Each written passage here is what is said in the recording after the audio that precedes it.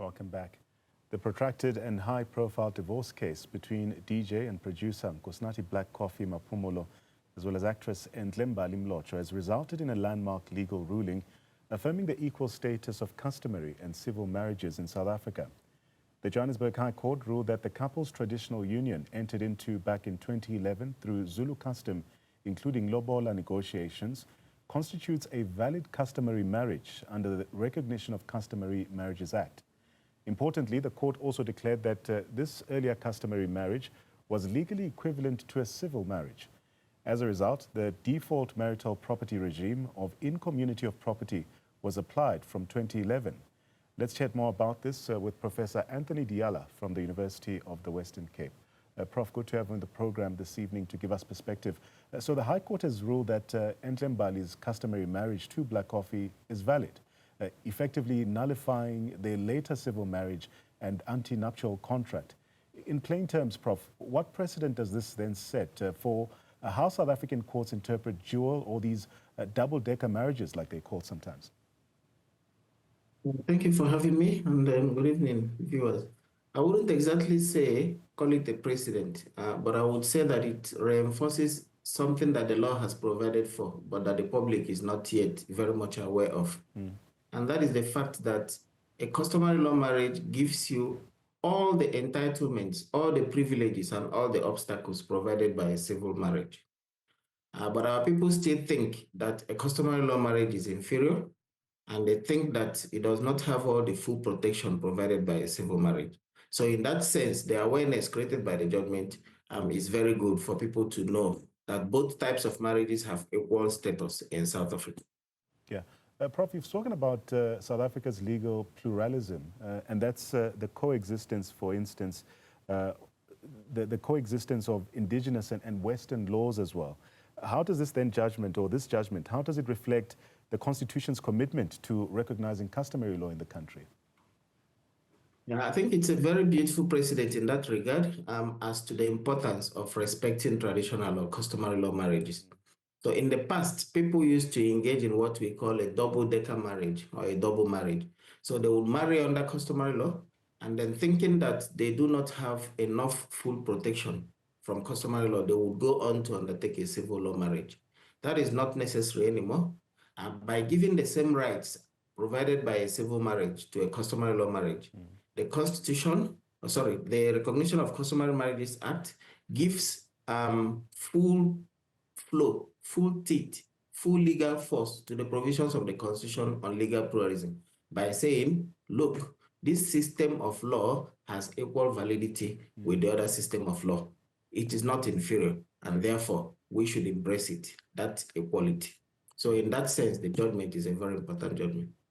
I want us to crystallize that point. Many South Africans still believe that a white wedding or civil marriage is more legitimate or legally protective than a customary one. Why does this misconception persist nearly, 3 decades after the recognition of the Customary Marriages Act came into effect? Yeah, that's a very important question. Unfortunately, this is a legacy of the past. And by the past, I mean the colonial and apartheid past. In the past, customary law did not enjoy recognition in South Africa, or at least full recognition. Similarly, customary law marriages did not enjoy full recognition until 1998, when we adopted the Recognition of Customary Marriages Act. So for that long period of non or partial recognition, what happened was that people started thinking, started imbibing, embracing the mentality that this is an inferior system of marriage, and that for them to enjoy the full benefit of the law, the full protection offered by the law, that they have to embrace a civil law marriage. So even though 1998 is a long time ago, but that mentality has carried on, maybe through jokes, through things people tell each other, and through poor legal awareness. They have yet to realize that the Recognition of Customary Marriages Act has now abolished that type of situation, and that customary law and customary law marriages now have equal full protection in South Africa. So I think it's a matter of awareness, perhaps something for traditional leaders to do, and to enlighten people and tell them, especially the women who mostly suffer in situations of divorce, to let them know that this is the position of the law, and that they should, stand on the law and assert their rights to community of property. So the judgment turned partly on whether the anti-nuptial contract met requirements like informed consent and judicial approval. For our viewers, could you explain why court approval is so crucial, especially before changing the marital property system? Yeah, that's a very important question. In the past, the issue was which marriage came first. And remember, like I said, this is the mentality, a carryover from when people thought that customary law marriages were inferior. So it was a question of which marriage came first. If a customary law marriage came first and it was followed subsequently by a civil law marriage, what normally happened in practice and even in the court sometimes was that the judges would replace the customary law marriage with the civil law marriage. But that is no longer the case. Now, the courts have come up with safeguards to protect an earlier marriage. And that safeguard is that when you draw up when you draw up a contract to accompany a marriage, so before you want to enter into a civil law marriage, you want to draw up a contract to regulate the proprietary consequences of that marriage. What the courts require is that you must approach a judge who would go through the contract, make sure that the parties have what we call informed consent. By informed consent, it means that they sought legal advice, that they fully understand what they are going into. And once the judge is satisfied that there is informed consent, the next step is to ensure that that contract is registered in the deeds office and that everyone is satisfied with the state of that contract. So this judicial approval is what makes an antenuptial contract to be valid. If this is not done, then it means that the earlier marriage will continue to apply, irrespective of the civil law marriage. And that is what happened in this case. So women and men also ought to know that without this informed consent, without this judicial consent, an antenuptial contract will not work after a forced marriage has taken place between the two parties. So had the court ruled in Black Coffee's favor, women in customary marriages might have been left vulnerable, some argue. How significant is this ruling for women's financial empowerment, if we argue, and gender equality in marriage and marriage law, especially? Yeah, so unfortunately, customary law operates in a patriarchal society, and even outside customary law, we generally still live in a patriarchal society in which women are marginalized. So the importance of this judgment is that it offers women legal protection, in that women who are married under customary law now have the same legal protection as people under civil law marriages, even if they go on to undertake a civil law marriage. So unless they take out an antenuptial contract that complies with the full requirements of the law, then that protection can fall away. But without it, they have protection. And it's important in the sense that without legal awareness of the full ramifications of a customary law marriage, many women would have been disenfranchised. They would have continued to be marginalized if the judgment had gone the other way.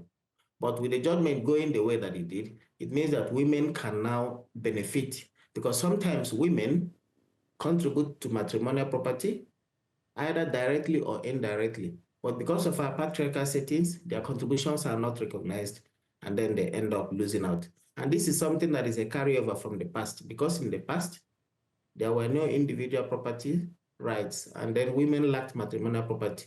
And so that carryover mentality has seeped into customs, and people now assume that women have no matrimonial property rights.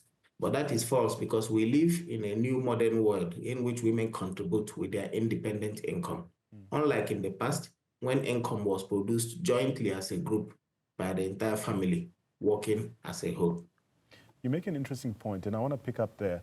You've noted that traditional African marriages didn't originally recognize community of property, as wealth was managed mainly through, or rather communally, or even through patriarchy. Does this judgment then represent an evolution of customary norms or a westernization of African marital systems?